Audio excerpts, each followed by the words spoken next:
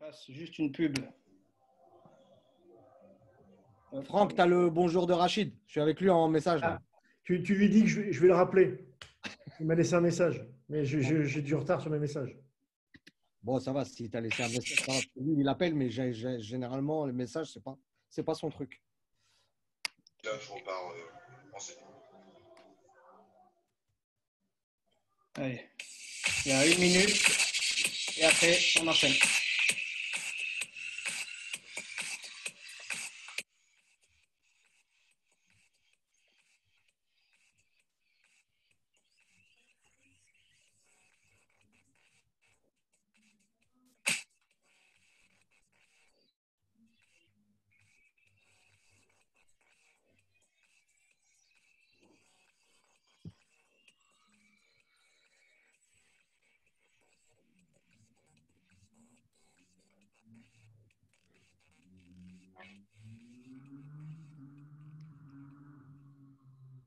Bonjour à tous, bienvenue dans l'émission Coach Live, l'émission numéro 14, avec l'équipe Coach Live au complet, normalement. Donc bonjour à Sébastien Cuvier, le coach Seb. Bonsoir à tous, salut les coachs. Salut, Seb. Le coach Imed Ama, bonjour Imed. Bonjour à tous. Alors le coach Manu, qui a encore un souci d'internet, donc on verra s'il arrive tout à l'heure. Donc il a essayé, il est reparti. Et notre invité, donc Franck Hayes, donc le coach du RC Lens. Franck, bonjour. Bonjour, bonsoir à tous. Donc encore une fois, merci de répondre favorablement à notre émission. Et puis on est super content de te recevoir. On est pas mal à te connaître déjà dans ceux qui sont là, même je crois qu'on te connaît tous en dehors. Donc très content de te recevoir. Comme la plupart des invités, encore une fois, on va parler football entre coachs, sans question de journaliste ou politique ou autre. L'idée, c'est de te connaître un peu plus et de faire le tour de par où tu es passé joueur, ton expérience, qu'est-ce que tu as acquis et pourquoi tu es allé coacher et l'évolution de ton coaching et de ta carrière. L'idée, c'est de faire le tour pour voir comment tu es arrivé au plus haut niveau du foot français, puisque c'est l'objectif de tous ceux qui passent les diplômes et tous ceux qui entraînent. Donc voilà, donc ce sera un bon recul. Je voulais avant tout aussi remercier les téléspectateurs, les internautes, de leur présence, parce qu'ils sont de plus en plus nombreux. Donc alors on leur demandera de ne pas hésiter à partager l'émission et à laisser des commentaires et même des questions. Et donc on en prendra certaines qu'on donnera à Franck pour qu'il y réponde. Et dans l'émission, bien sûr, on parlera aussi, comme on le fait maintenant, comme d'habitude, de la partie un entraînement, un exercice que Franck nous a envoyé. Et on le mélangera un peu avec la tactique aussi pour qu'on comprenne à quoi sert l'exercice. Donc voilà, à toi Franck, on te laisse la main. En tout cas, merci de m'inviter. Ça, c'est la première des choses. C'est vrai qu'on se connaît tous un peu ou beaucoup et pour Sébastien depuis même très très longtemps, puisqu'on a commencé alors pas ensemble, plutôt contre. Oui, très souvent. Très souvent dans les derbies du FC Rouen contre le HAC. Voilà. Alors, Oui. je ne sais pas par quoi vous voulez qu'on commence. Démarre par le début. Tu as commencé à jouer au foot où ça? Et puis, est-ce que tu es passé par un sport-études, un centre de formation? Est-ce que ton cursus? Alors, très rapidement, j'ai commencé, comme je pense beaucoup, dans un petit club amateur de la région rouennaise, d'où j'étais originaire, à Sahur. Et puis, assez vite, à 10 ans, je suis parti au FC Rouen. Voilà, à l'âge de 10 ans, j'ai grandi, j'ai franchi tous les échelons là-bas en passant par le centre de formation du FC Rouen qui était entraîné par Daniel Zorzetto à l'époque. Je suis rentré en 87. Et puis j'ai fait ma formation entièrement là-bas et j'ai fait mon premier contrat professionnel au FC Rouen.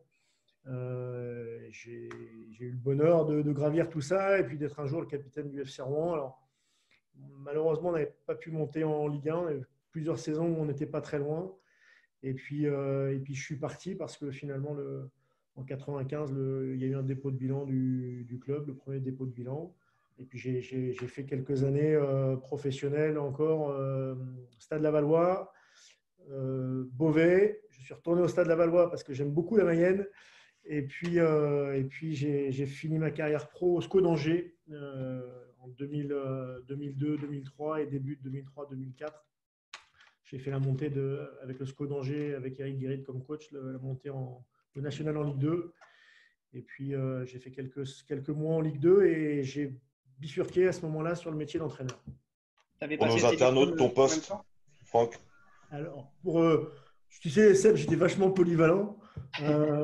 Et donc, alors, j'ai été formé plutôt au milieu de terrain. Et puis, je ne devais pas être assez bon au milieu de terrain. Il y a des coachs qui m'ont dit, va sur le côté gauche latéral, tu seras pas mal. Et j'ai joué beaucoup, la moitié de ma carrière pro, latéral gauche ou piston gauche, et la moitié au milieu. Voilà. Pas un Mais à la base, tu es formé milieu de terrain. Ouais, à la base, tu formais milieu de terrain. Ouais. Et gaucher. Milieu gaucher, plutôt défensif. Milieu plutôt défensif, on est d'accord? Ouais. En fait, plus tu avances dans l'âge, plus tu recules. Donc, j'ai connu ça, j'étais attaquant arrière. Et puis, j'ai reculé. Mais comme ceux qui ne sont pas assez bons, quoi.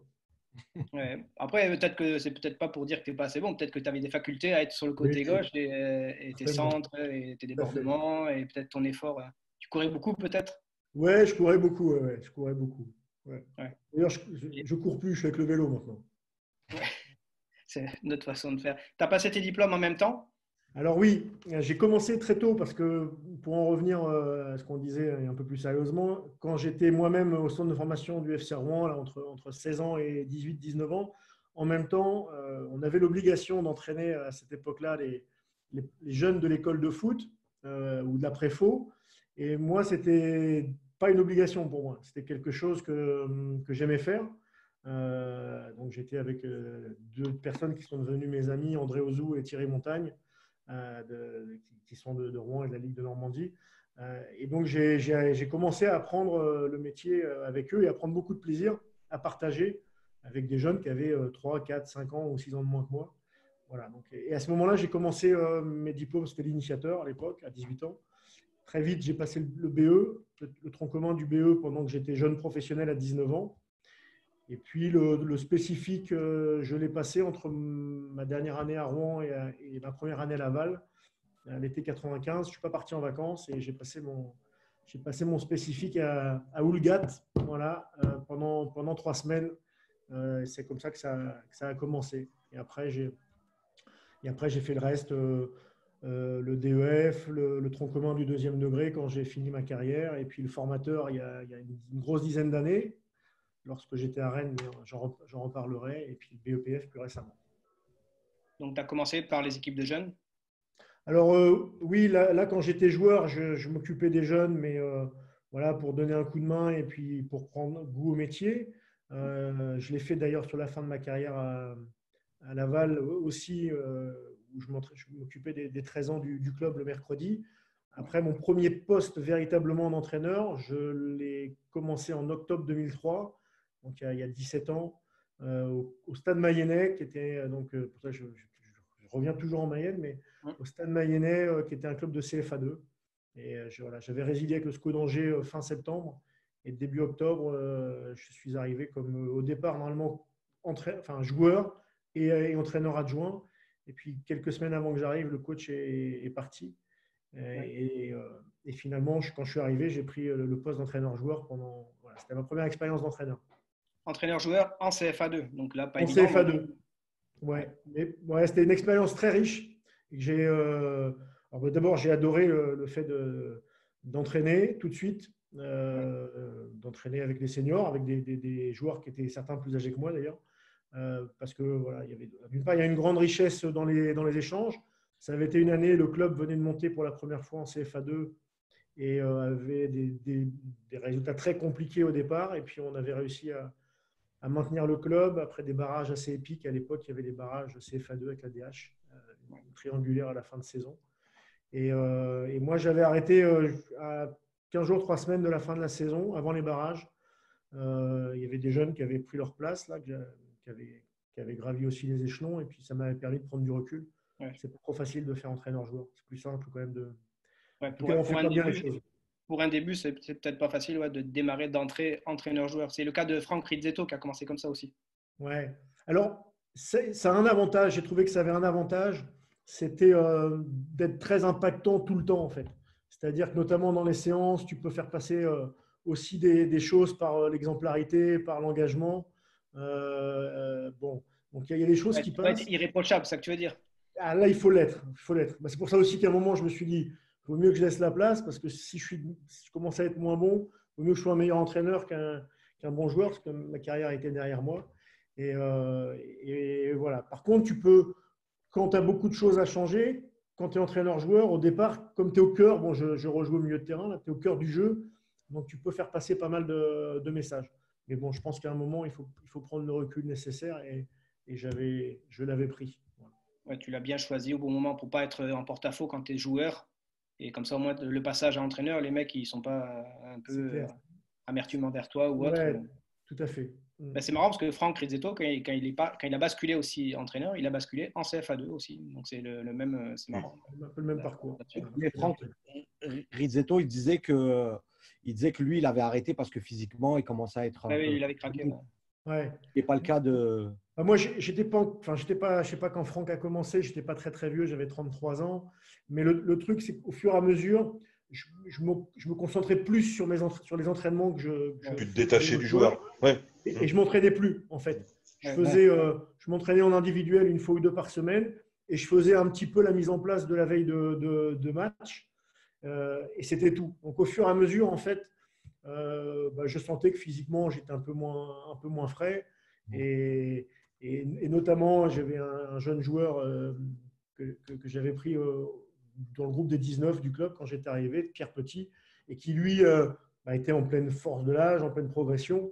Et je trouvais que, voilà, 1 ou 2 mois de la fin, c'était vraiment le bon moment pour… alors déjà, il jouait régulièrement, mais pour lui laisser toute la place. Tu as fait vite le deuil? Alors, en fait, ouais, Oui. je pense que la chance, c'est que dès que tu fais tes joueurs pro, après tu fais entraîneur-joueur quelques mois, et après tu es complètement entraîneur. Donc, moi, le deuil du… Tu n'as pas eu le temps. Ouais, non, j'ai aucun problème pour faire le deuil du métier de joueur. Et ton coaching, du coup, comment est-ce que tu l'as changé du fait de… Parce que là, du coup, tu passes… Soit il y avait un groupe vraiment sympa et du coup, tu restes comme tu es, ou soit tu as décidé de mettre la barrière, comme on met souvent, entre le joueur et l'entraîneur. Est-ce que tu as basculé sur ça ou ton groupe était sympa, donc tu es resté un peu au même contact, au même rapport? Bon, en fait, même si j'étais joueur, j'étais d'abord leur coach. Donc, il y avait déjà, même si j'ai toujours eu l'habitude, je pense, d'échanger avec les joueurs et peut-être encore plus en vieillissant. Il me semble que c'est un aspect du métier et surtout avec une nouvelle génération de joueurs qui est indispensable, peut-être encore plus qu'il y a 20 ans, mais j'étais déjà à l'époque entraîneur, donc il y avait quelque part, pas une barrière, mais j'étais d'abord l'entraîneur avant d'être leur partenaire. Un respect du coach, quoi. Les mecs, ils avaient déjà ça. Oui. Mais ça s'était vraiment passé naturellement et très très bien. Donc là, tu fais 3 ans, donc CFA2. C'est je fais 3 ans, voilà. Début de carrière. Donc la première année, entraîneur-joueur, et après les 2 autres années où je suis entraîneur, on va dire, principal, entraîneur d'équipe première, et puis j'avais une vision sur l'ensemble des équipes, l'ensemble des éducateurs, j'essayais de connaître tous les joueurs. Il y avait 400 licenciés à peu près, 450 licenciés au club. Donc mon rôle, c'était d'entraîner l'équipe première, mais d'avoir une vue sur un peu toutes les équipes et la construction des coachs, le recrutement des entraîneurs aussi. D'accord. Ouais, donc impliqué dans le projet totalement, quoi. Pas que uniquement entraîneur de l'équipe. Non, je voulais vraiment… d'une part, je le voulais, je souhaitais vraiment connaître tous les rouages, et puis je pense que le club, le Stade Mayennais à l'époque, avait besoin aussi de ça. Mais en tout cas, moi, j'avais besoin de ça. C'était en quelle année, Franck, ça? De 2003 à 2006. Okay. Bon, je vais aller vite. Tu te rends compte l'évolution qu'il y a eu au jour d'aujourd'hui? Te rappeler, il y a 17 ans?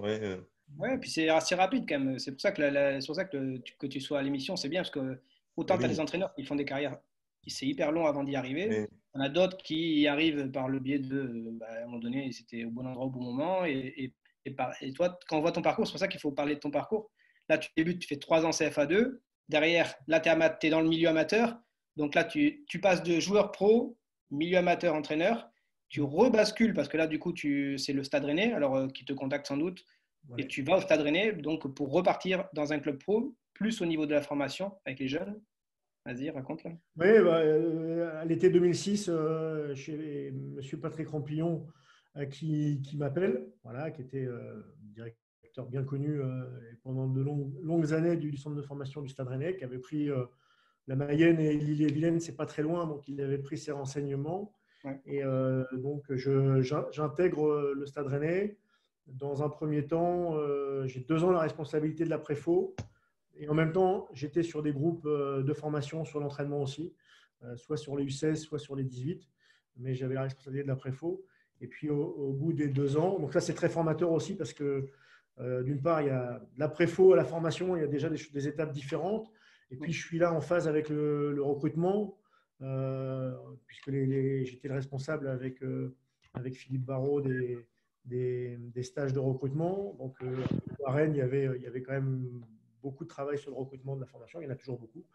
Et puis ensuite, je bascule, au bout de 2 ans, je bascule 4 ans avec plutôt les 17 ans nationaux, voilà, du Stade Rennais. Voilà, donc vraiment au cœur de la formation.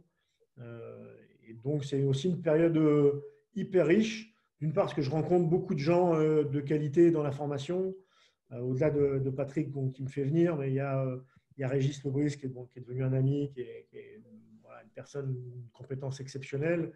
Yannick Menu, qui est aujourd'hui le directeur du centre de formation de Reims.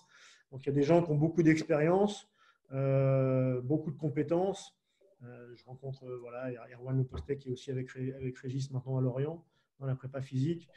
Donc, des gens qui deviennent pour certains mes amis, et puis au-delà de ça, qui m'apportent beaucoup.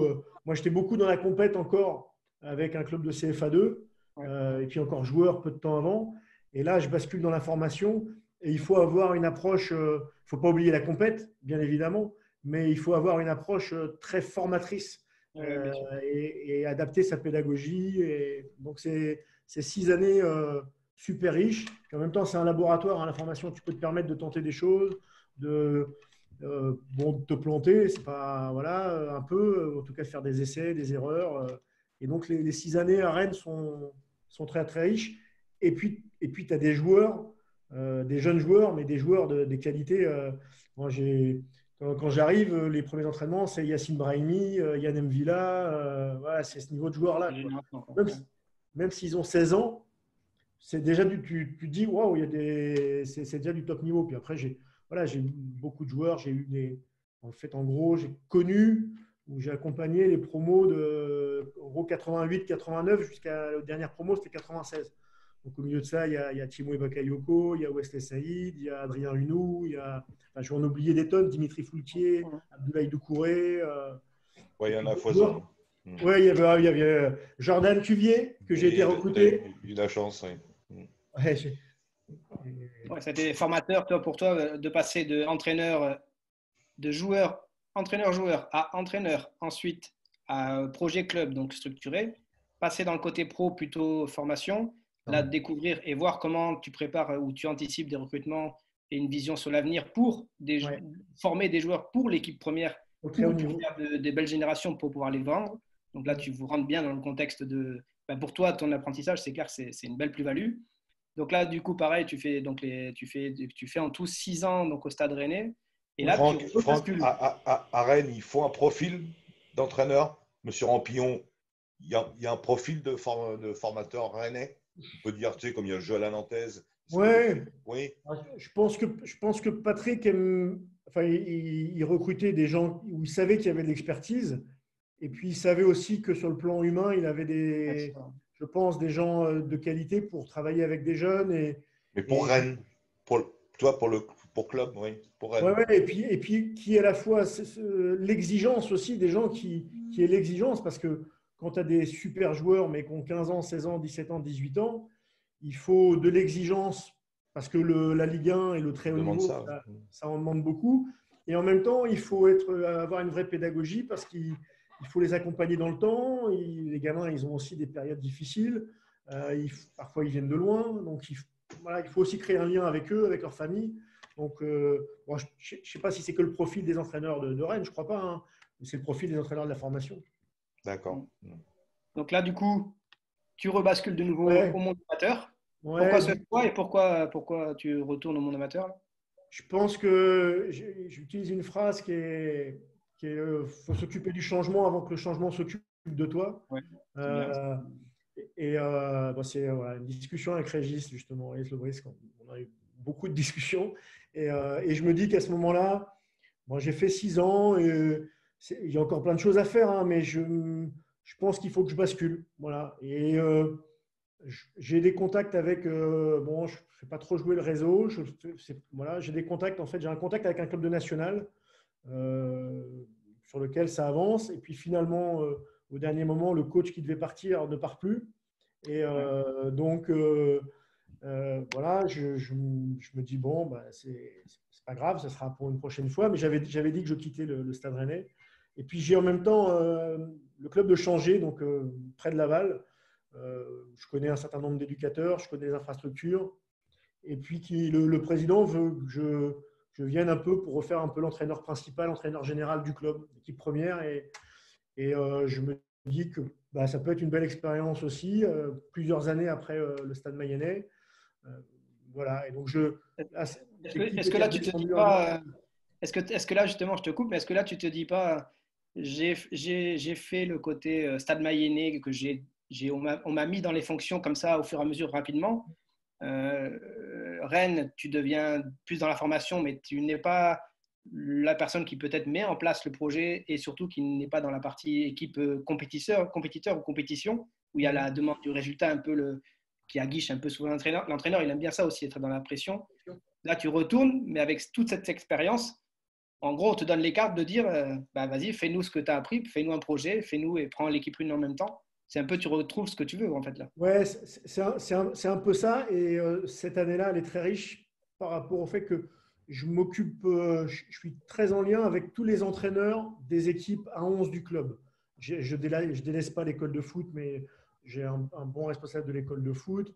Ça fonctionne bien. Je vais voir tous les mercredis l'école de foot, etc. Ouais. Les petits, je fais même des séances. Mais je suis très proche des entraîneurs des équipes A11. Match bien avec Des, eux. Ouais. voilà, des U15. Je vais les voir sur les 3 premiers mois. Quand je ne suis pas en séance avec mon groupe, je vais voir au moins une fois par semaine, chaque catégorie et surtout Ouais. chaque entraîneur. Voilà, pas pour dire il faut faire ça, juste pour l'accompagner, Ouais, les connaître et voir questionner, ce qu'ils font, quoi.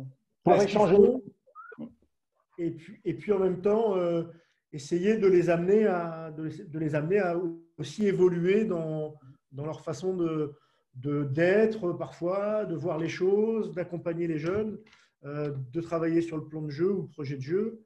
Donc, et j'ai la chance d'avoir beaucoup de joueurs qui entraînent, qui sont dans mon groupe d'entraînement de joueurs. Donc le lien, il est top. Enfin, je m'éclate pendant une saison. Bon, je m'éclate avec l'équipe première, avec le groupe qu'on a et avec mon staff. C'est vraiment super sympa. On fait une très, très, très belle saison. Et puis, je m'éclate parce que je vois aussi toutes les autres structures du club et les autres coachs qui avancent, qui font progresser leur équipe, et qui avancent dans leur façon de manager aussi. Et je suis toujours en contact avec… L'ensemble du club a évolué comme toi, quoi. Avec le plaisir et l'échange, et tu sentais que tout le monde Ouais, adhérait à ça, quoi. ouais. Et ça s'est fait naturellement sans faire des réunions techniques énormes, hein. C'était Ouais. d'être au quotidien avec eux. Moi, j'étais… Le rapport humain, quoi. ouais, bah, rapport humain, Ouais. Le rapport exactement. humain, tu ne peux pas l'enlever, celui-là. Ça, c'est Non, clair. non. Tu arrives après Thierry Goudet ou avant? Alors Thierry, il a fait des allers-retours, mais j'arrive après. Oui. Et il va revenir. Oui, c'est ça. Ouais. Moi, je fais qu'un an et il reviendra aussi un peu derrière. D'accord. Donc là, du coup, de nouveau, tu rebascules, tu Ouais. retournes dans le monde pro. Là, tu te rapproches un peu plus tu sors pas de la formation, parce que c'est toujours de la formation, même là, l'équipe réserve. Mais là, du coup, tu te rapproches et tu prends l'équipe réserve donc, de Lorient. Là. Ouais. Donc, pendant la saison, a changé. J'ai quelques contacts. Et notamment très vite avec Lorient, enfin assez vite avec Lorient, puisque c'est Régis Lebris avec qui j'ai travaillé pendant 6 ans à Rennes. Donc, lui avait les 19 quand j'avais les 17. Donc, on a travaillé beaucoup ensemble. On s'était déjà connus comme joueur à Laval, qui est parti en même temps que moi de Rennes, qui lui a pris la direction un an plus tôt du centre de formation de Lorient et qui a le projet de restructurer la formation à Lorient à l'époque, en 2013, et qui m'appelle pour me proposer de travailler avec lui et de prendre l'équipe réserve de Lorient. Voilà. Et je bascule, voilà, avec… c'est de la formation encore, bien sûr, mais c'est plus de la post-formation. Là, on est très proche des pros et on est tellement proche des pros qu'on a aussi des joueurs professionnels qui viennent parfois s'entraîner, parfois jouer. Et il y a ce lien à créer entre les très jeunes, les joueurs en post-formation et les joueurs du groupe pro, parfois certains très aguerris, et qu'il faut réussir à faire fonctionner ensemble. Ce que nous racontait Pierre Aristouille Oui. à la dernière émission sur le côté. Toute la semaine, il entraînait des jeunes à la formation. Et là-bas, à Nantes, à la fin, pour le vendredi ou pour le samedi, et ils se retrouvaient avec peut-être entre 5 et je ne sais pas combien de joueurs pro qui descendaient. Et puis du coup, les jeunes ne jouaient pas. Donc c'est là le côté que tu disais, social, discussion, échange. Même si les joueurs savent qu'ils sont dans ce club-là pour travailler, pas pour obligatoirement gagner le week-end, mais pour travailler, comme l'a dit Pierre, le but c'était que vous, en tant qu'entraîneur de réserve pro, que vous voyez la progression du joueur sur l'année. Pas obligatoirement s'il a gagné ou pas des matchs, c'était pas ça l'objectif. Mais tu es d'accord qu'il y a une gestion humaine qui est quand même costaud quand le mec ne joue pas, quoi. Bien sûr. Maintenant, c'est compliqué si à un moment le jeune ne joue jamais, quoi. S'il ne joue pas parce que entre jeunes il y a de la concurrence et qu'il est moins bien, bon, c'est une chose. Maintenant, si tous les week-ends il y a beaucoup de joueurs du groupe pro qui viennent, bon, quand c'est 3-4 sur un groupe de 15-16, ça va. C'est sûr que si c'est 5, 7, 8 ou 10, c'est forcément plus compliqué, mais ça fait partie. L'avantage, les 2 années où j'ai eu la réserve à Lorient, souvent sur la phase aller, on avait 3-4 joueurs du groupe pro et plus souvent des jeunes, mais voilà, 3-4 joueurs du groupe pro qui venaient. Et sur la phase retour, on était quasiment qu'avec les jeunes. Donc ça dépend à la formation. Ça dépend le nombre de contrats qu'il y a. À Nantes, il y a beaucoup de pros. Peut-être que toi, tu as connu des clubs où le groupe était beaucoup plus restreint au-dessus, non? C'est pas qu'une question de contrat. Parce qu'à Lorient, il y avait la première année, il y avait beaucoup de contrats. La deuxième année, il y en avait encore pas mal. Ouais. C'est d'abord une question de politique de club. Alors, bien sûr, si tu as beaucoup de contrats, bon, c'est pas simple.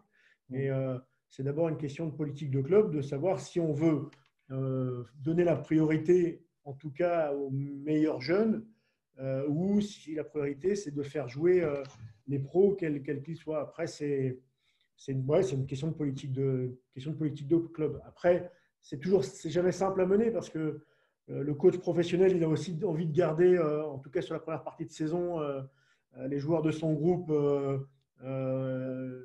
aiguisés, affûtés dans le rythme. Et donc, il a envie qu'ils jouent. Et en même temps, le directeur du centre et la politique du club souhaitent aussi guérir et développer ces jeunes joueurs. Et malgré tout, il faut les faire jouer. Qu'ils s'entraînent fort, c'est très bien. Mais quand on a 18 ans ou 19 ans et qu'on est en réserve, si c'est pour faire 2 matchs dans la saison, c'est plus compliqué, c'est clair. La gestion, c'est sûr qu'elle est différente encore une fois, mais c'est pour l'apprentissage que tu as, toi. On ne peut pas dire que c'est négatif, c'est top, quoi. Dans l'évolution de ta carrière, là, on voit entre passer chez les amateurs pour la prise en charge en tant que joueur-entraîneur, après tu prends entraîneur, après tu bascules sur le club de Rennes pour être dans la formation, tu découvres et tu apprends. Ensuite, tu repars dans le monde amateur pour prendre l'équipe première et pour montrer ce que tu as appris pour la formation et autres. Après, tu rebascules sur la réserve de Lorient. Et là, après, tu bascules avec l'adjoint. Donc, tu deviens entraîneur adjoint avec les pros. Donc là, c'est encore une autre étape. Ouais, c'est encore une autre étape. C'est vrai que c'est ce qui fait le parcours riche. Hein. J'ai fait un peu plus de 2 ans, avec les pros à Lorient. D'abord sur une fin de saison pour essayer de donner un petit coup de main au moment où l'équipe était en difficulté et voilà, pour essayer d'amener un œil un peu différent avec Sylvain Ripoll qui était le coach principal et on arrive à se maintenir alors que c'était pas gagné avec des souvenirs forts. Mon premier match avec les pros, c'est à Marseille.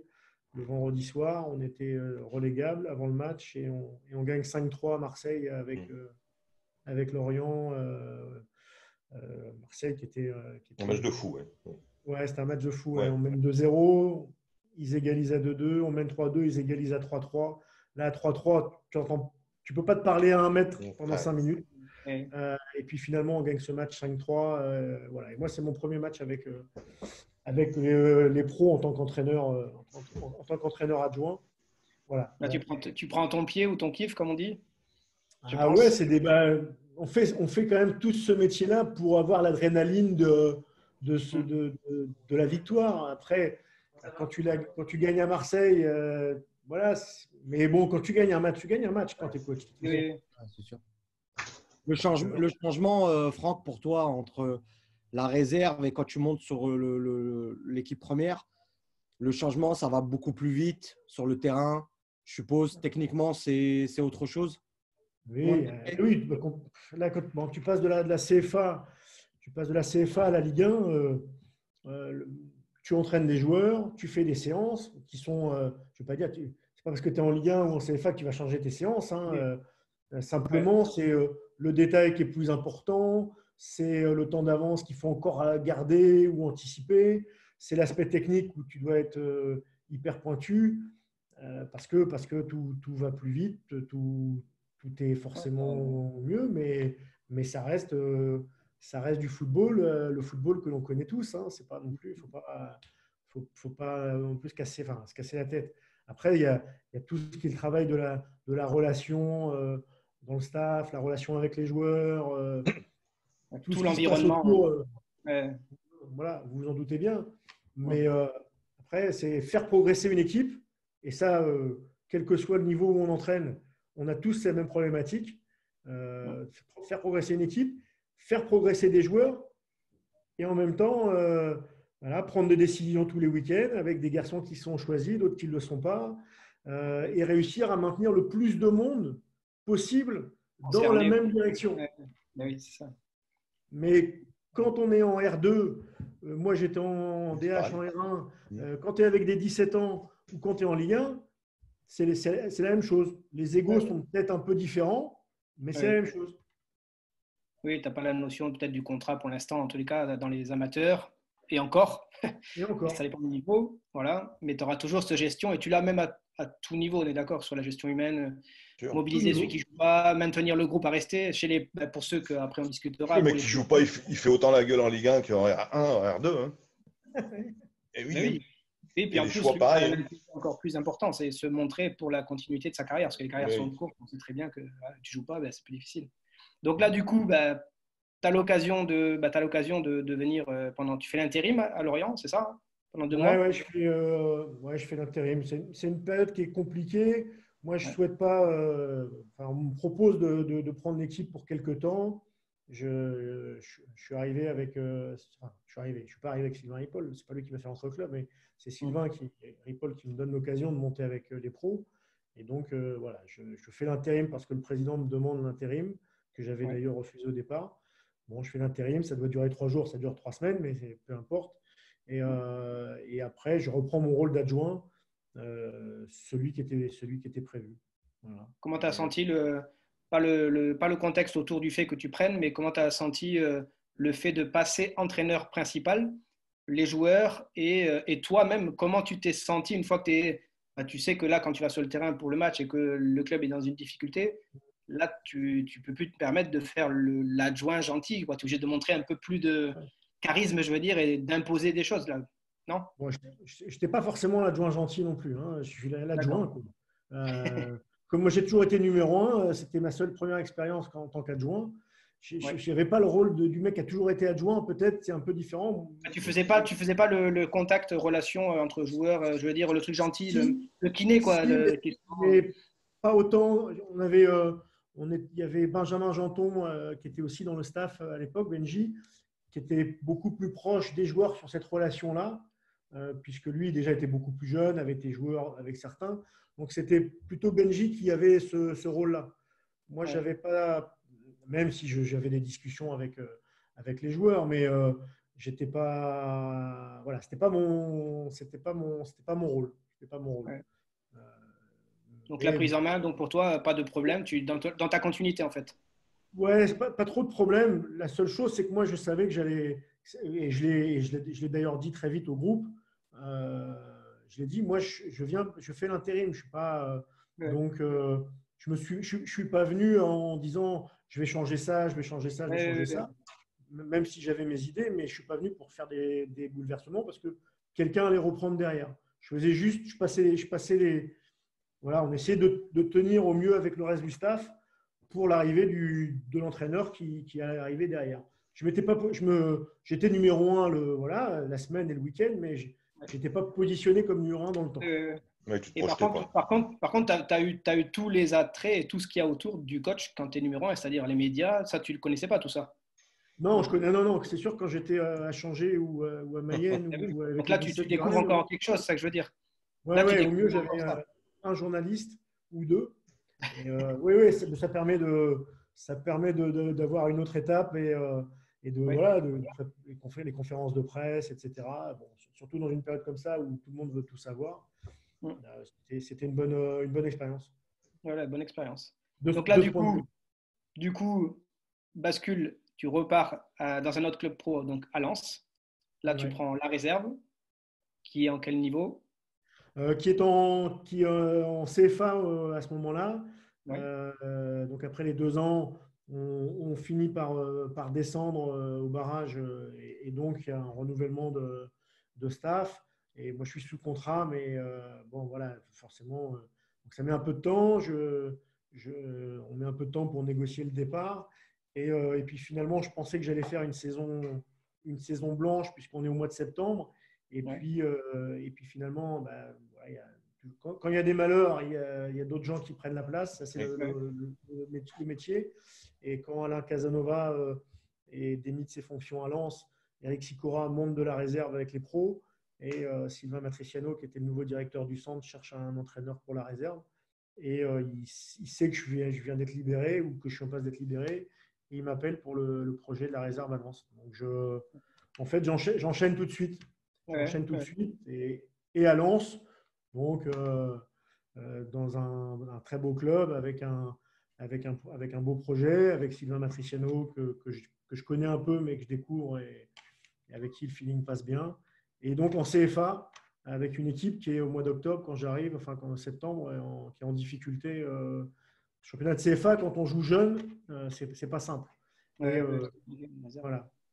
Et donc, super groupe de jeunes. On a une phase aller difficile. Et puis, on fait une très belle phase retour. La première année, on se maintient la dernière journée voilà, en faisant un beau parcours sur la phase retour. Donc là, du coup, pendant ces années donc, de CFA, tu bascules avec l'équipe pro. Alors, je fais 2 ans et demi, plus de 2 ans et demi avec la CFA. Je fais une deuxième année avec la CFA que je prends dès le départ. Pareil, avec une équipe jeune. Une première moitié de saison très, très compliquée au niveau des résultats. On est complètement largué. Et puis, on fait une deuxième partie de saison où on est deuxième finalement du classement et on se maintient. Et puis, la dernière saison, cette saison, je repars avec la CFA, la N2 maintenant. Et on a une année beaucoup plus… les choses on arrive vite à prendre des points et on fait une année plus stable. Une bonne année pour une réserve parce que quand tu joues jeune et que tu es quasiment tout le temps dans la première moitié, parfois presque dans le premier tiers, en jouant jeune en N2, c'est quand même pas facile. Voilà, et puis… Tu n'as pas quitté les 7 premières places cette année hein? Non, peut-être pas. Ouais, ou peut-être un moment, le deuxième.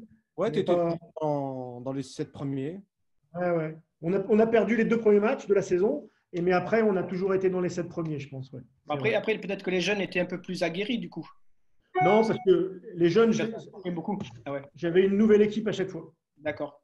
Voilà. Donc, à part 2-3 joueurs qui faisaient le turnover sur une deuxième saison, mais je regardais les temps de jeu, les 11 premiers temps de jeu entre chaque année, j'avais quasiment plus jamais un des 11 premiers temps de jeu.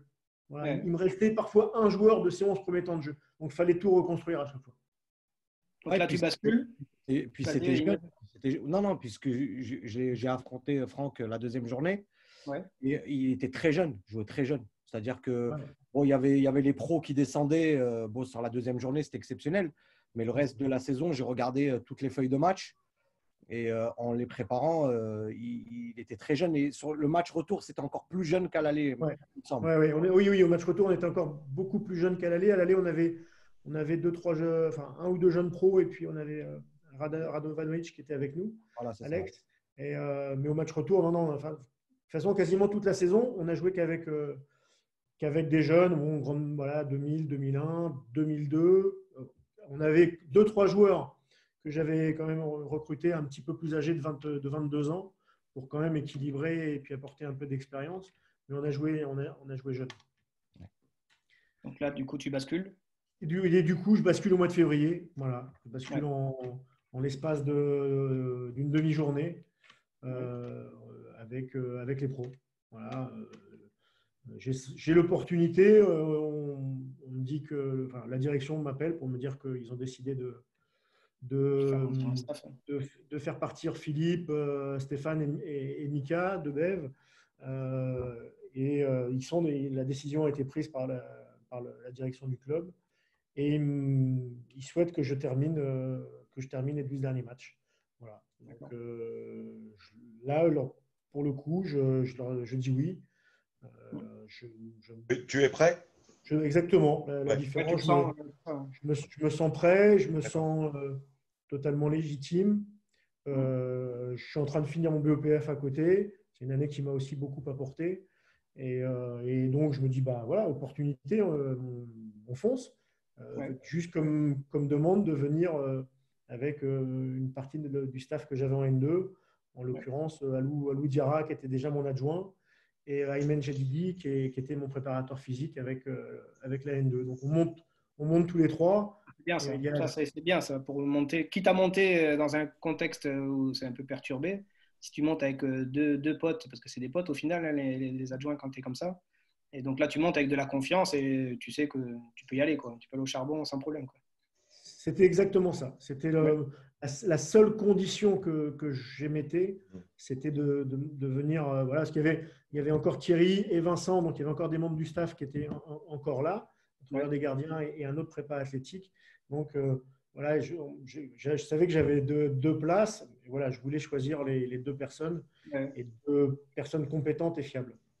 De toute façon, c'est pour être encore plus, pour avoir plus de garanties pour toi et pour pouvoir t'imposer encore plus. C'était l'idéal. Il vaut mieux monter quand c'est comme ça avec des hommes des adjoints qui sont compétents et qui sont tes amis et qui peuvent t'accompagner dans cette petite galère qui n'est pas une galère, qui est une découverte à vitesse grand V, quoi. Il y a quand même un paradoxe parce qu'il y a changement. Bon, après, il y a changement d'entraîneur quand tu es là-haut, quoi. Oui, après, c'est quand même un paradoxe, Franck. Tu vois, après, on n'est pas à l'intérieur du club, mais changement d'entraîneur quand tu montes. En phase de montée. Alors, voilà, je pense qu'avec toi et Philippe Montagnier, il n'y a pas eu de soucis, il n'y a rien eu du tout. Pas du tout. Mais bon, c'est un choix, c'est comme ça, c'est un peu étonnant.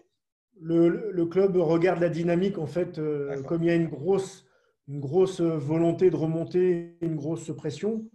La direction regarde en fait la dynamique des derniers résultats, des 7 derniers résultats.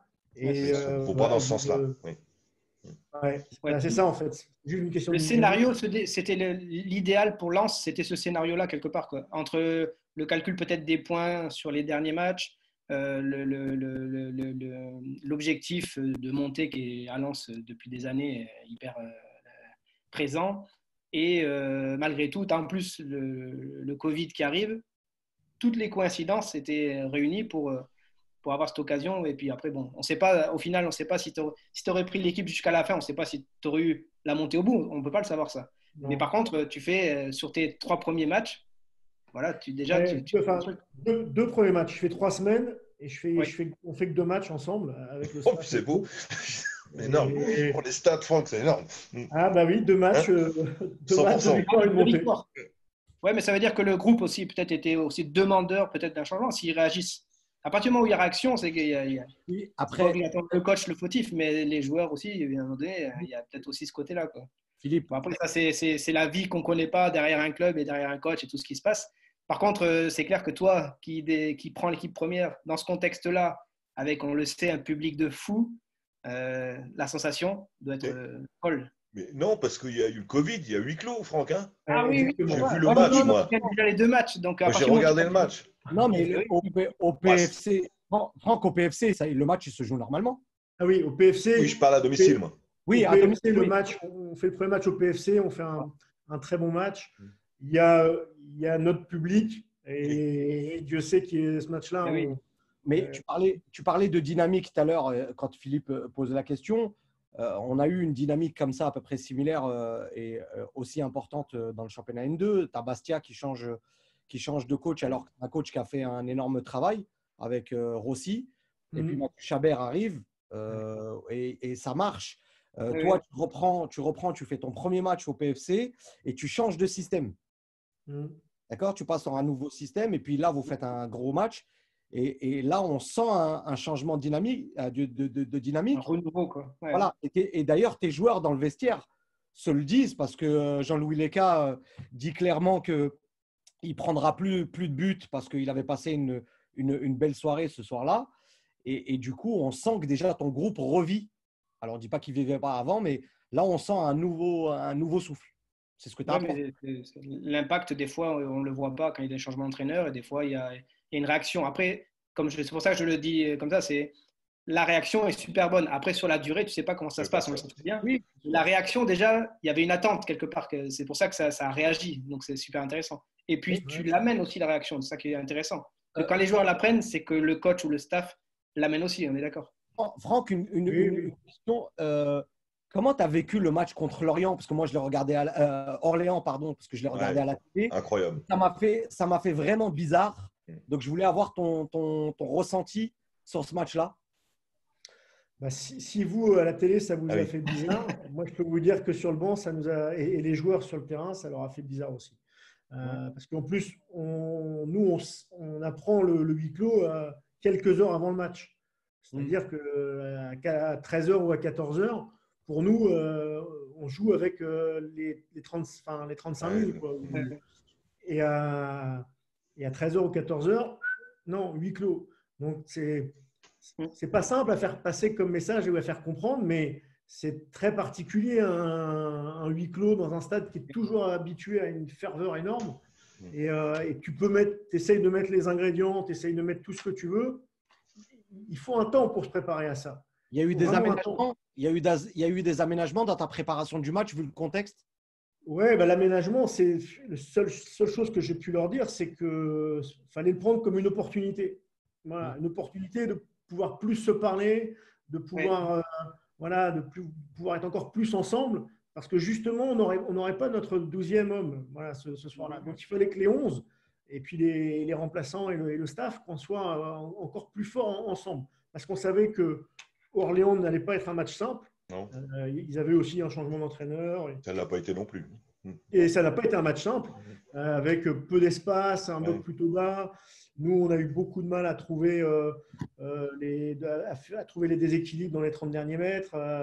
Et puis sur quelque chose dont on parle à la mi-temps, sur une animation un peu sur le côté, on amène un centre, le penalty. Et puis on gagne ce match 1-0. Et c'est vraiment bizarre, parce qu'à la fin du match, les joueurs, nous, personne n'est super content, quoi. Moi, je positive un peu parce que je dis, mais les gars, il fallait le gagner ce match-là. Déjà, on revient deuxième, de nouveau, on est sur le podium et dans les 2 premières places. Mais il manquait quelque chose. Mais il manquait quelque chose, forcément. Mais quand tu es coach, il faut prendre les bons côtés. Parce que si toi, tu es coach et en plus, tu en prends déjà de partout. Donc, si toi, tu ne positives pas un peu dans ces périodes-là, et puis après, il y a ce qui se passe. Et là, ce qui se passe, ça nous dépasse. Voilà. Mais ce point-là, ce penalty-là, et cette victoire-là, pas très jolie, pas très aboutie, mais elle conclut la saison. Je dis bien, elle conclut la saison. Moi, j'ai fait que 2 matchs avec le staff. Il y a avant un staff qui a travaillé, les joueurs qui ont travaillé toute la saison. Ces 2 matchs-là concluent la saison. Et heureusement qu'on les a gagnés. Franck, as-tu conscience que tu es entraîneur de Ligue 1 au jour d'aujourd'hui ? Que tu es un entraîneur de Ligue 1 ? Nous, on se connaît très bien. L'évolution est magnifique. Est-ce que tu prends... Moi, je suis content de te voir à la tête du RC Lens en Ligue 1. As-tu conscience de ça ? Honnêtement, oui et non. Honnêtement, oui et non. Parce que j'aurais conscience, bon, déjà quand on va reprendre tous avec le groupe, etc. Et puis surtout, quand tu vas faire ton premier match à l'extérieur ou quand tu vas faire ton premier match à Bollaert, je ne sais pas s'il y aura 40 000, 5 000 ou personne, mais je sais que là, je serai entraîneur de Lens en Ligue 1. Voilà. Mais c'est vrai que c'est un peu étonnant comme période. Ouais, en fonction de ce qui va se passer, ça peut être étonnant le départ, si c'est des huis clos ou s'il n'y a pas. Ouais. Ça va encore changer la donne, mais bon. C'est ça. C'est un truc de découverte. Vas-y, Med. Non, mais j'allais dire que c'est sa simplicité aussi qui fait que oui, il aborde les choses avec simplicité. Moi, j'ai eu le plaisir de le connaître cette année à travers le championnat. On s'est croisés dans une station-service. Lui, il revenait de Mulhouse. Moi, je ne me rappelle plus d'où je revenais. On a échangé. Ouais, c'était McDo. Voilà. Du McDo. Et en fait, on avait joué dans l'Est en même temps. Et c'est un gars, voilà, on peut le croiser dans une station-service, échanger, parler. Oui. Il est toujours accessible et simple. Et on est tous heureux de le voir arriver là. Oui, et puis pour nous, c'est encore une fois, comme pour les coachs qu'on a eu, certains coachs, c'est une identité du monde amateur. C'est-à-dire qu'on voit bien le parcours. Il a appris, il a retenu, il a prouvé, il a appris, il a retenu, il a encore prouvé. Et aujourd'hui, il devra prouver maintenant sa valeur en Ligue 1, parce que tu sais très bien que tu es jugé là maintenant vraiment que les résultats. Et donc là, tu vas être jugé sur ce rôle d'entraîneur Ligue 1 avec les résultats. Donc il y a Imed qui a parlé tout à l'heure de tactique que tu as changé. On va aborder le sujet entraînement. Donc on va partager une séance d'entraînement, un exercice. Et après, je le montrerai sur l'aspect tactique. Donc, est-ce que vous le voyez bien là? Oui, très bien. Ok, vas-y Franck, explique ton exercice. En fait, donc, alors juste pour rebondir sur ce que a dit Med, c'est très gentil, mais j'espère rester comme ça. Voilà, il faut que moi, c'est mon parcours qui m'a construit, c'est les gens que j'ai rencontrés qui m'ont fait grandir, ni plus ni moins. Voilà, j'ai commencé à Mayenne en CFA2 il y a 17 ans. Aujourd'hui, je suis entraîneur de Lens en Ligue 1. Je suis très fier de mon parcours d'abord, mais voilà, après, il se passera ce qui se passera. Voilà, avec le staff, on va faire du mieux possible. Avec les joueurs, on va faire du mieux possible. Moi, j'aime ce métier-là, mais je l'aimais tout autant quand j'étais en DH à changer il y a 8 ans. Et voilà. Et peut-être que dans 3 ans, ou dans 2 ans, je ne sais pas, je serai de nouveau entraîneur, je ne sais pas où. Mais franchement, je dis franchement, bien sûr que je suis content d'entraîner en Ligue 1 et j'espère que je vais faire 10 ans en Ligue 1 et peut-être encore plus haut. Mais moi, je sais que je vais entraîner toute ma vie. Voilà. Et si je dois aller à Saint-Pierre-et-Miquelon avec la cuve, je vais à Saint-Pierre-et-miquelon. Voilà, oui, bon, bref, à parté. De toute façon, on connaît les carrières d'entraîneur, on sait très bien que c'est profiter de l'instant présent. Non, mais c'est ça. Seb, c'est un amoureux du foot. Imed, c'est un amoureux du foot. Philippe aussi. Manu, qui est pas avec nous là, c'est un amoureux du foot. Et quand on aime le foot, ben voilà, des fois on est en haut, des fois on est un peu moins en haut, c'est la vie, quoi. Mais on aime ce qu'on fait, c'est le principal. Alors vas-y, explique ton exercice. Alors, c'est une situation, c'est quelque chose que je travaille régulièrement. Donc l'équipe blanche en possession, là on part sur plutôt une sortie 6 mètres. Donc là, on ne voit pas forcément, mais il y a un deuxième défenseur central qui est caché un peu peut-être.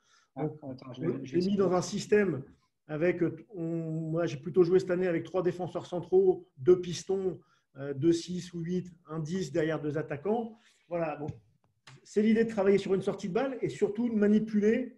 Je travaille en manipulant l'équipe adverse. Donc l'objectif, il est double. Il est d'amener dans la zone cible que vous voyez derrière la défense bleue, le ballon, maîtriser le ballon. On peut avoir une variante, on en parlera avec bien sûr l'attaque d'un but au 6 mètres ou au point de pénalty ou au 16 mètres. Bon, bref.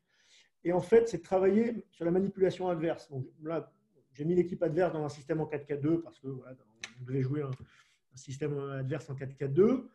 Et avec des contraintes, les 2 attaquants défendent devant, les 2 attaquants bleus défendent uniquement devant la ligne des 30 mètres. Okay, le départ, c'est ça. Les 4 milieux bleus, les 4 milieux à plat, défendent entre la médiane et cette ligne des 30 mètres uniquement. Et dans un premier temps, je dis bien dans un premier temps, les 4 défenseurs bleus ne peuvent pas défendre au-delà de la médiane. Ce qui me permet d'ouvrir des lignes de passe, ce qui me permet d'ouvrir des jeux entre les lignes de pression, ce qui me permet d'ouvrir du contournement. Voilà. Bon, et puis après, tu le fais évoluer. Tu le fais évoluer avec ou en faisant amener tes défenseurs, notamment tes latéraux adverses, qui peuvent aller chercher plus haut, ce qui va libérer peut-être des espaces pour tes attaquants dans les couloirs, ou tu fais amener tes excentrés adverses bleus plus haut et à toi de créer des surnombres plus importants pour aspirer l'équipe adverse, pour toujours créer des surnombres. Et voilà. Et tu laisses faire tu lances les situations, tu donnes quelques pistes sur les positionnements. Une des pistes, c'est d'occuper la largeur par les pistons. Et c'est aussi, il y a quelque chose d'important là, le rôle des 2 attaquants blancs qui sont là pour fixer les 4 défenseurs bleus par leur positionnement. Moi, je veux qu'ils se mettent là pour fixer les deux latéraux en même temps. Que les latéraux ne sachent pas s'ils peuvent sortir ou pas. Et s'ils sortent, tu as un temps d'avance dans ton couloir avec l'attaquant qui peut plonger. Tu vois. Donc, c'est construire toute la séance là-dessus, mais en laissant aussi, à partir de ce premier cadre, de la liberté et une forme de créativité aux joueurs dans la sortie de balle, avec quelques bases bien précises. Puis après, tu mets tes évolutions. En fait, tu manipules les bleus en même temps que tu coaches ton propre équipe. C'est ça. Donc, tu crées justement ces aménagements, mais toujours avec cet objectif. Toi, ton objectif premier, c'est que le ballon soit sorti sous pression. C'est ça. C'est ça. Voilà, c'est exactement ça. L'idée, c'est qu'on puisse sortir sous pression et la pression, elle est évolutive. C'est-à-dire que là, quand j'ai les 4 défenseurs qui sont bloqués derrière la médiane, les 4 milieux qui défendent que dans la zone intermédiaire et les 2 attaquants qui défendent uniquement devant la ligne des 30 mètres, tu sais qu'ils ne peuvent pas revenir, ils ne peuvent pas faire des prises à 2, donc ça te laisse un peu de temps. Puis après, au fur et à mesure, tu ouvres la difficulté. Tu augmentes le nombre de joueurs à venir te mettre la pression de plus en plus haut. Et c'est là que les joueurs doivent trouver les réponses adaptées. Et les réponses adaptées, c'est dans un premier temps passer par le jeu au sol, les surnombres, ou les couloirs, ou le jeu entre les lignes de pression, ou le jeu sur un pivot, parce que tu déformes aussi ton triangle au milieu. Et puis après, c'est parfois de jouer un peu plus long, ou pour aller chercher un soutien, ou aller carrément jouer plus long dans les espaces. Donc en fait, l'idée, c'est ça, c'est que les joueurs ensuite s'adaptent, qu'ils aient une intelligence de situation et qu'ils s'adaptent.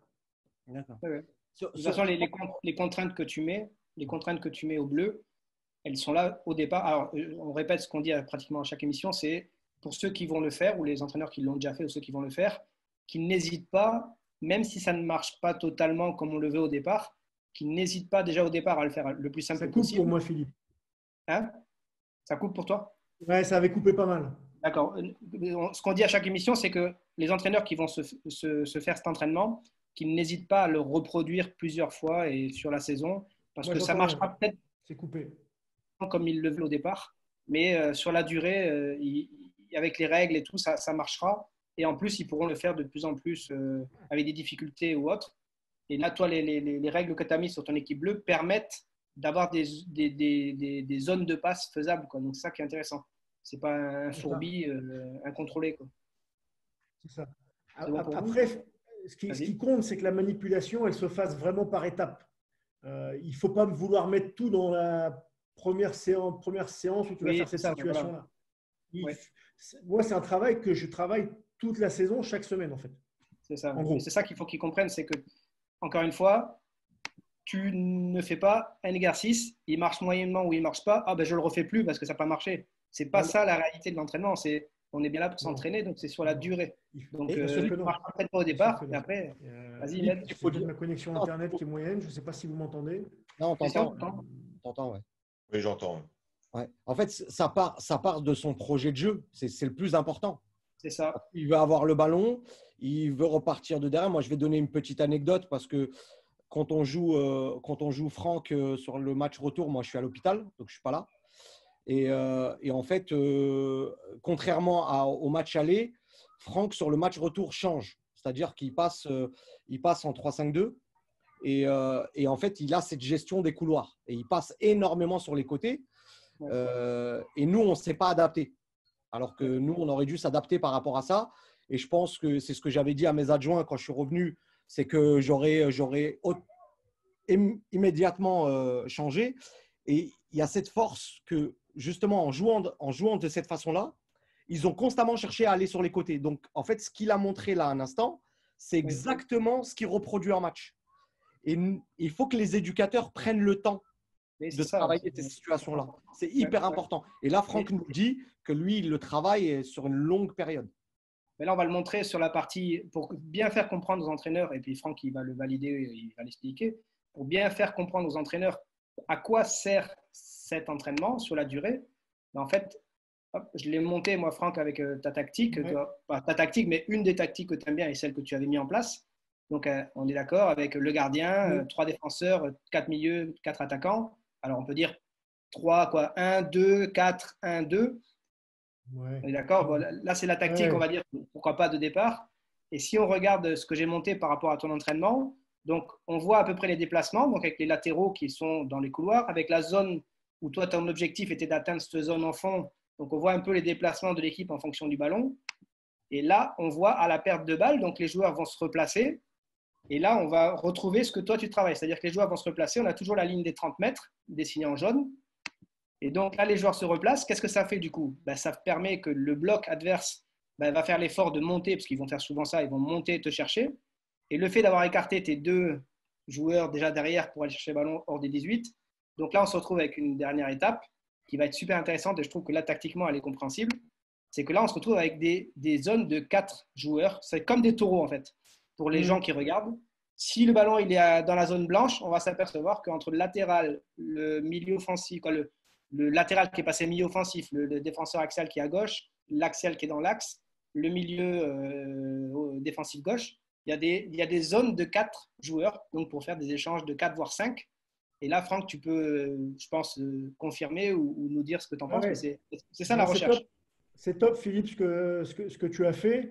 Et de ces zones-là, tu peux même encore parfois rajouter un joueur supplémentaire à venir en fonction du nombre de joueurs que les adversaires vont mettre, pour que tu sois toujours plus fin, pour les aspirer. Voilà. Et puis après, comme je l'ai expliqué tout à l'heure, tu as toute la diversité à un moment où si tu as vraiment aspiré, il faut régulièrement varier avec du jeu plus direct pour… la place derrière. Hein. Oui. Voilà, parce que tu ne vas pas toujours les sortir courtes. Et quand tu n'as pas la solution, c'est la solution d'allonger. Voilà, il faut l'avoir. C'est-à-dire que la sortie de balle, bien évidemment, ce n'est pas que de la sortie au sol. Et il faut créer de l'incertitude à l'adversaire. Donc, voilà. Et donc, mais c'était très, très intéressant ta façon dont c'est pour faire comprendre, parce que les gens, c'est commencé quand tu es un amateur, que tu n'as pas peut-être joué à certains niveaux, que tu n'as pas obligatoirement la compréhension des zones ou des choix tactiques. Pourquoi? Il y en a qui le font pour le faire, mais ce n'est pas le but. Si tu fais quelque chose, c'est parce que tu recherches quelque chose. C'est comme ça qu'il faut le comprendre. Et c'est pour ça qu'il faut le répéter. Mais là, l'exemple de le faire comme ça, c'était pour montrer que voilà, si tes 2 décrochent, tes 2 défenseurs, on va dire, qui sont sur les côtés, les 2 centraux côtés, s'ils décrochent, c'est pour une raison. C'est pour que le bloc adverse, s'il venait à presser, vienne encore plus haut. Et après, ce que tu veux faire, c'est bien sûr faire ce jeu de passe rapide et court pour sortir. Et dans ce cas, ça élimine de suite des joueurs, même très bas, proche de ton but, tu vas éliminer des joueurs et des lignes. Si par contre, tu n'arrives pas à éliminer parce qu'à un moment donné, tu n'es pas obligé de réussir tout le temps, là, ta solution, c'est d'allonger. Tu as toujours un nombre quand même de joueurs pour faire des échanges rapides plus haut. C'est ça qui est intéressant. Oui, puis là Pépite, tu es sur du figé, du fixe. Oui. Le ballon, c'est vachement modulable. Tu vois, là, il y a 4, ça peut être 1 à l'intérieur. Il y a beaucoup de variantes. Quoi. L'objectif de faire sortir justement les latéraux adverses sur les pistons, sur les côtés, ça peut créer aussi des espaces pour les attaquants pour plonger. Voilà, pour plonger. Et puis là, Franck joue avec un 10 derrière 2 attaquants. Si un des attaquants part sur un côté, justement, parce qu'il y a un ballon qui est parti, le 10 vient s'intercaler justement en pointe. Donc, tu es toujours à 2 devant. Donc, tu as du monde pour marquer des buts. Et puis, ça plaît à Seb, ça, d'être à 2 devant. Oui. Après il faut aussi avoir les joueurs pour. C'est ça que j'ai dans l'arrivée. Voilà, parce que demain, s'il y a un coach qui regarde et je vais faire comme le coach Franck S, les gars, il faut beaucoup de maîtrise technique. Oui. Ne pas avoir peur à être sous pression. Il faut un bon terrain. Ouais, mais Seb, toi qui es adepte justement des attaques et des attaquants, moi j'ai toujours pensé que quand tu es à 2 devant, tu multiplies tes situations. Ah oui, tu les bonifies, tu les multiplies, bien sûr, oui. Voilà. Oui, quand tu es deux devant. Après, je sais qu'on est revenu sur un 4-2-3-1. On joue beaucoup avec une pointe ou un 9,5 derrière. Moi, jouer à 2, oui, c'est bien, avec deux profils différents. Ouais. Et donc, tu as 2 cibles en plus dans la surface. Automatiquement, tu as un joueur de plus. Mais, Franck, toi, vas-y. Franck, tactiquement, toi, Franck, tu fais ce que tu fais là et maintenant, ce que tu vas pas tout dévoiler, mais aujourd'hui, le fait de passer avec la Ligue 1, vu que tu vas regarder plein de matchs à la télé et que tu vas analyser tous les matchs, toutes les tactiques, tout le monde fait ça, d'accord? Ta façon de procéder avec les équipes réserves ou tout ce que tu as eu en équipe première que tu as eu dans les clubs que tu as passé, est-ce que tu restes dans ta logique, tu as toujours la même tactique ou tu as toujours l'esprit de faire ce même jeu ou tu es capable de t'adapter ou de changer? C'est quoi ta vision à toi de football? Alors, allez, on va mettre un peu de temps, mais je pense avoir un peu joué dans tous les systèmes depuis 17 ans. tu es joueur déjà, hein, à la base. Oui, moi je suis joueur. Ah oui, joueur. En plus, tu es formé 6. Donc le 6, souvent, c'est quelqu'un qui analyse le jeu, qui sait adapter par rapport à l'adversaire. Normalement, c'est celui-là qui déclenche le changement un peu de tactique, normalement. Oui. Mais c'est vrai que en tout cas, j'aime que mes équipes aient la volonté de jouer. Après, dans la volonté de jouer, je ne suis pas sur un jeu de possession pour la possession, parce que d'une part, elles sont très, très peu nombreuses les équipes capables de faire ça. Et vous l'avez dit très, très justement, c'est les joueurs que tu as qui te permettent de mettre tel ou tel système en place. Cette année, j'avais beaucoup d'attaquants intéressants, peu de joueurs excentrés, des pistons, des défenseurs centraux qui étaient capables de me sortir les ballons, donc plus les numéros 10 aussi. Donc tu joues aussi en fonction de tes forces. Voilà, tu joues en fonction de tes forces. Mais d'une manière générale, moi, que je joue en 4-2-3-1, en 4-4-2, à plat, en 3-5-2, en 3-4-1-2 comme là, j'aime bien qu'on réfléchisse comment sortir le ballon. Voilà. Oui, ça. Avoir de l'intelligence, si tu as des joueurs intelligents, tu peux vraiment adapter à tout. Quoi. Ça, on en revient toujours. Tout à fait. Ça. Le mot réfléchir est un très bon terme. Ouais, je pense qu'on va arriver. Ouais, Seb, toi, tu marquais des buts, c'est pas pareil. Tu as juste à pousser le ballon. Moi, je réfléchissais quand même un peu où la mettre, quand même. Quand même. Il faut se créer les déplacements, se créer les espaces pour réfléchir un peu. Eh oui. C'est ça. Mais c'est super intéressant. Encore une fois, voilà, moi, je trouve que c'est là où l'émission est intéressante, c'est de voir que voilà, tu es en Ligue 1 aujourd'hui, tu es un entraîneur de Ligue 1 aujourd'hui et que tu as appris, comme beaucoup d'entraîneurs, par les équipes ou les catégories que tu es passé. Tu en as retenu plein de choses. Après, tu as fait ta façon et ta sauce de tout ça. Et aujourd'hui, tu dois confirmer tout ça, voir si ça tient la route sur des années et rester et durer. Parce que comme quand tu es joueur, le but, c'est pas d'avoir un contrat pro, c'est de durer. Donc là, tu es dans le même cas de nouveau aujourd'hui. C'est exactement pareil. C'est la régularité.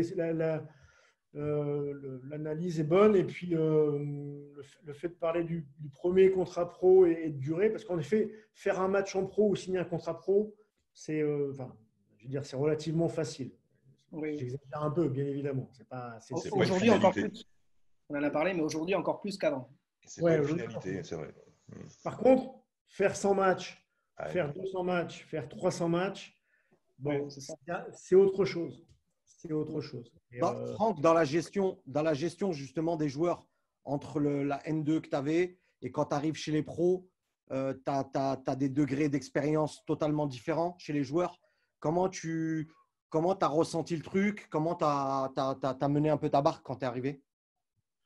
Alors, c'est vrai qu'un joueur pro, et notamment ceux qui ont une vraie expérience, et Dieu sait, dans le groupe.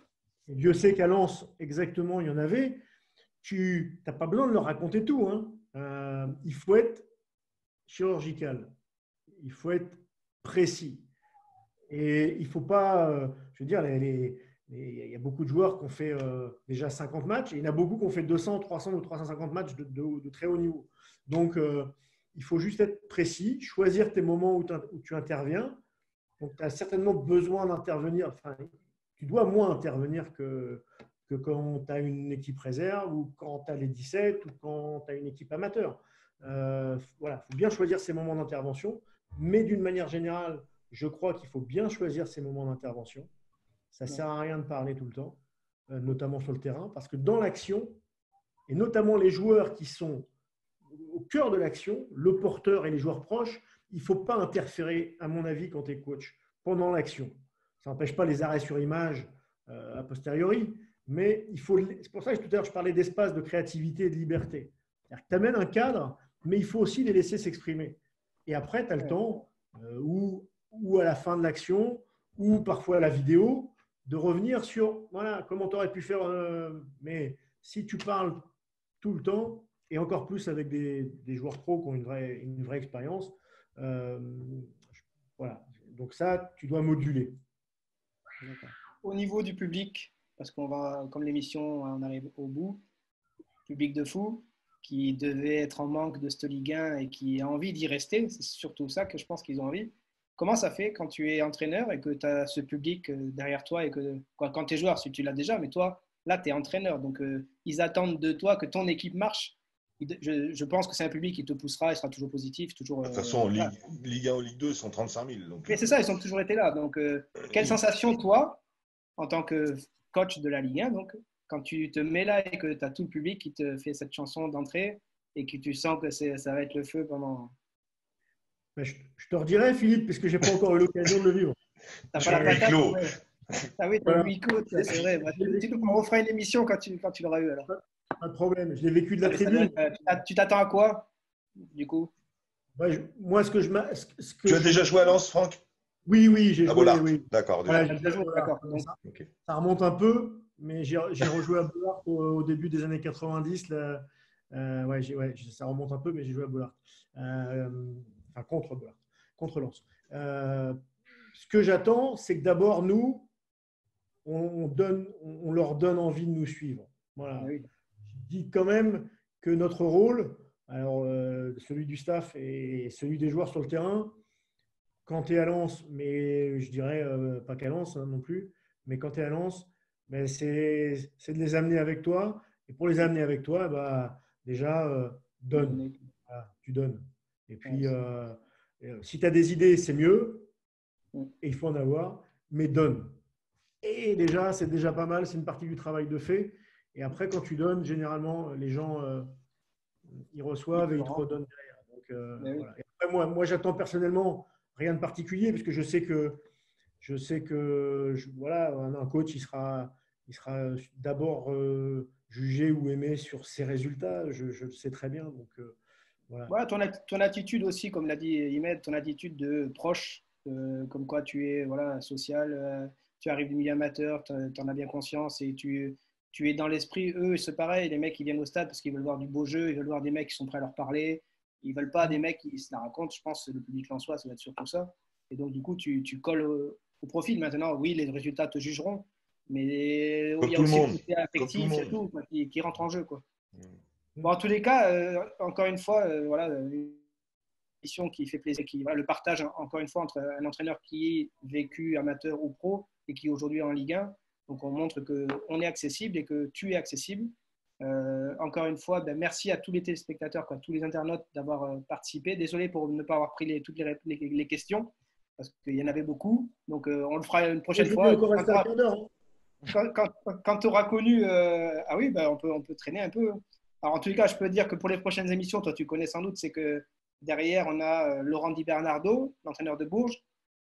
On a Jean-Marc Furlan, donc un bon exemple. Je pense que tu apprécies, comme tout le monde, on apprécie tous. Michael Bouli, que tu dois connaître aussi. Oui. Anthony Rimasson, je pense que tu connais aussi. Je l'ai eu au téléphone cet après-midi. Tu vois, Anthony Rimasson. Il y a Hervé Renard, donc là aussi une belle expérience et intéressant à écouter. Et Alain Olio, que tu dois connaître aussi. Oui. Donc voilà, qu'est-ce qu'on pourrait te souhaiter pour la suite? C'est quoi ton objectif, tes objectifs et la suite? Pragmatiquement, il faut me souhaiter beaucoup de victoires pour que je dure le plus longtemps possible.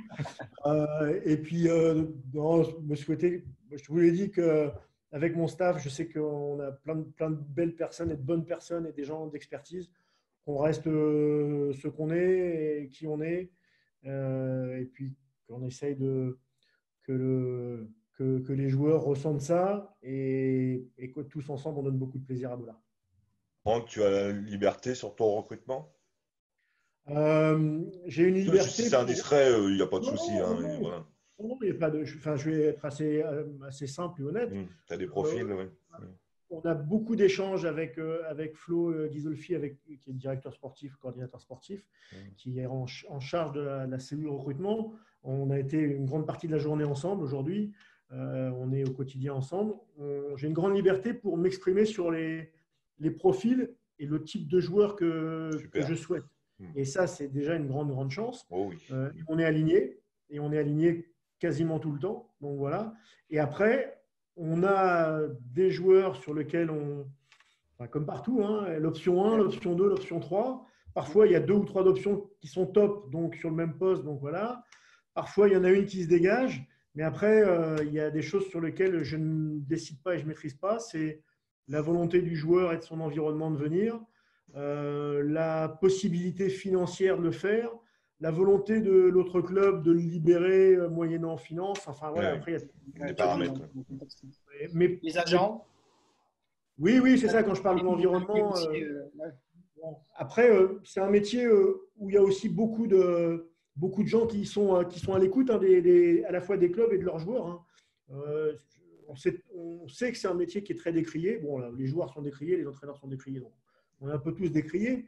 Mais chez les agents, il y a plein de gens qui sont compétents et qui veulent intelligemment le meilleur des choses pour leurs joueurs, mais qui ne sont pas contre les clubs non plus. Alors, ce n'est pas le cas de tous, hein. Mais ça fait maintenant plusieurs semaines qu'on échange avec des agents et dans les agents, il y a plein de gens très bien. Oui, comme partout, il y a des bons et des moins bons. Franck, c'est Johan Dumont qui a pris ta succession sur l'équipe réserve. Ouais, donc, tu vas travailler en collaboration aussi avec ton équipe réserve, vu que tu viens. Oui, bien sûr. La volonté. Johan a été en plus mon adjoint pendant une saison et demie avec la réserve à Lens. Donc, Johan, on a joué aussi ensemble il y a longtemps. Donc, on se connaît depuis très longtemps et on s'apprécie beaucoup. J'apprécie beaucoup Johan. On va bien sûr que moi, je dois rester très proche à la fois du groupe Pro 2, l'équipe réserve, mais d'une manière générale de la formation. Moi, je dois travailler comme si je restais 10 ans. Et puis le club Lens, c'est quand même un club avec une formation qui a toujours existé. Parfois, on n'a pas pu conserver les joueurs très longtemps parce qu'il y avait des aspects économiques, notamment les dernières années, qui ne permettaient pas de les développer encore plus. Mais voilà, ce qui est sûr, c'est que moi, quand il y a des très bons jeunes, on va essayer de les développer. Alors après, ce qu'il faut bien comprendre, c'est qu'entre la N2 et la Ligue 1, tu en prends combien? Tu en montes? Il y en a 3 qui vont venir. 3 qui vont. Alors, il y en a déjà qui étaient dans le groupe, hein, issus de la formation, mais il y en a 3 qui intègrent la reprise de l'entraînement. Après, on verra en fonction de ce qu'ils vont montrer et puis aussi de l'effectif, s'ils restent complètement avec nous ou s'ils souhaitent peut-être se développer ailleurs. Mais moi, je suis très content des 3 qui montent. Il y en a d'autres qui sont très intéressants. Mais voilà. En tout cas, il y en a 3 qui reprennent avec nous à la fin du mois de juin. C'est très bien. Dernier mot pour les gars, là. Franck, pour l'émission, est-ce que tu trouves ça percutant? Est-ce que tu penses qu'on pourrait rajouter des trucs? Donne ton avis, toi. Alors moi, j'ai adoré parce que je ne sais pas comment les internautes reçoivent, mais ce qui est bien, c'est au-delà, on a parlé un peu de mon parcours et ça, c'est pas ça le plus important, même si chacun a son parcours et c'est riche. Mais l'idée de la séance et de creuser sur la séance, même si à chaque fois, tu l'as dit, Philippe, il faut bien ça ne sert à rien de reprendre la séance d'un tel ou d'un tel. Il faut la sentir, il faut l'approprier. Voilà, il faut se l'approprier exactement. Il faut la faire évoluer aussi peut-être par rapport à son public. Enfin bon, peu importe. Mais ça, je trouve que ça vraiment top. Après, je vous connaissais tous et le climat, il est vachement, il est sympa et c'est bien de parler de foot entre entraîneurs et pour des entraîneurs. Voilà. Et puis pour les internautes, s'il y avait des questions, on fera ça une prochaine fois. Oui, de toute façon, le but, c'est que tu perdes ou que tu gagnes, tu seras le bienvenu. Il n'y a pas de problème. Nous, on te conserve, il n'y a rien. Écoute, objectif, c'est qu'on apprenne et qu'on fasse découvrir. C'est ça le but. C'est que, encore une fois, on le répète, c'est que on sait très bien que tous les coachs n'iront pas en Ligue 1. Voilà, mais tous, on donne le maximum comme on est des passionnés. Et on prend des claques comme on est des passionnés, parce qu'on tous, on y passe à un moment donné à prendre des claques. Mais le but, c'est de rebondir et de faire une carrière plus ou moins aboutie, mais de tenir, encore une fois, de tenir sur la durée et d'apprendre, comme tu l'as dit. Et on apprend beaucoup, que ce soit avec les gamins, avec les jeunes, avec les moins jeunes, avec les seniors, avec les vétérans même. Et puis à la fin, on prend plaisir et on est là pour ça. Je te souhaite plein de bonnes choses, plein de réussite. Vraiment une réussite.